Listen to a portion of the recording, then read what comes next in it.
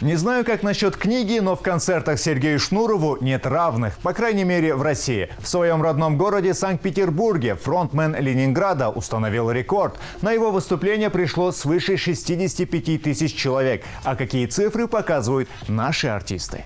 Кстати, второе место также принадлежит группе «Ленинград». Сергей Шнуров прошлым летом собрал на своем концерте 47 тысяч человек.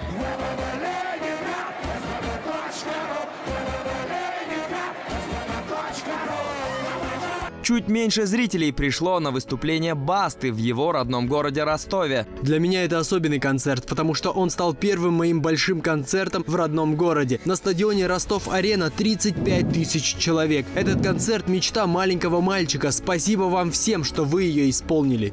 Мечта мемберов 91 приближается с каждым днем. Сегодня участники Q-поп-группы без труда собирают на концертах свыше 3000 фанатов. Я уже 18 лет в шоу-бизнесе. Знаю изнутри, на самом деле, есть какие артисты собирают стадион. И для меня самой главной целью было, что артисты должны стадионы собирать. В первую очередь.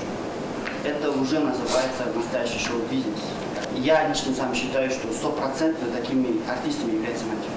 Как и положено, амбициям продюсера нет предела. Ербулат планирует уже в следующем году собирать арены в несколько раз больше, причем в разных городах. Мы надеемся, что в следующий год действительно мы уже будем собирать больше 10 тысяч человек. В 2015 году на юбилейный концерт Кайрата Нуртаса в Астана-Арена пришли почти 30 тысяч человек. На сегодняшний день это один из лучших показателей по сбору гостей. Раскачать стадион королю казахстанского той-бизнеса помогли Тимати и Нюша.